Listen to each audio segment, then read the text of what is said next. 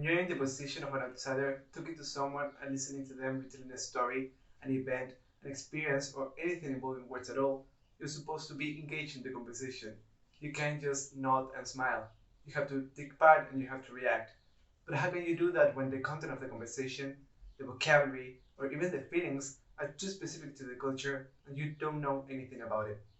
My name is Bruno Flores, and today I'm going to talk about the importance of understanding the culture that accompanies a language. To a foreigner, words from a specific culture lack meaning. However, those same words might mean the whole world to a native.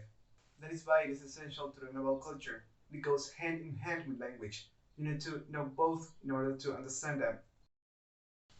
Dr. Mohammed AbdAlla, an assistant professor of applied linguistics at Qasim University, wrote in an article from 2018 that language without culture is unthinkable, and so is the other way around.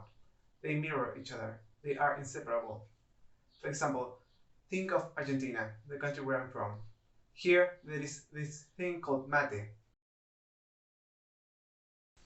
When I talk to someone from somewhere else, they have no idea what mate is. And when I try to explain it to them, the only thing they understand is that it is some sort of infusion, when in fact for us Argentinians is so much more. Mate is an opportunity to bring people together, and all sorts of people. Family members, co-workers, friends, and even strangers. We were not allowed to drink mate during the lockdown, and it was very hard for us. As soon as we could do it, we did. This is just one example of people failing to understand each other because of the lack of the cultural awareness. But there are hundreds of examples, especially of things that exist beyond one culture. Just think about football. Probably, some of you are picturing this in your head, especially if you're from the States.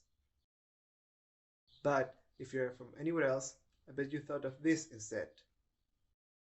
This can lead to confusion because speakers believe that they are talking about the same thing when in fact they are completely different things. Tomalin, a writer and lecturer specialized in intercultural awareness, believes that culture should be taught as the fifth language skill, along with speaking, reading, writing, and listening. He believes that culture should be divided in 4 different spaces: knowledge, values, behavior, and skills. Cultural knowledge refers to the knowledge of a culture's institutions. Cultural values are about the psyche of the culture, what people think is essential. Cultural behavior refers to the daily routines of the people and their behavior, and cultural skills refers to intercultural sensitivity and also awareness. Not so long ago, people used to believe that learning a language taught you all 4 automatically, when in fact it doesn't. It's simply not enough. That is why it is essential to learn about culture as the 5th language skill. It teaches you the approaches, the methods, and the techniques that you need in order to learn, understand, and appreciate the unique characteristics of other cultures and the languages. If you start learning about culture right now, I can assure you that talking to outsiders will be much easier. Even the smallest details that you learn will make big differences. Thank you.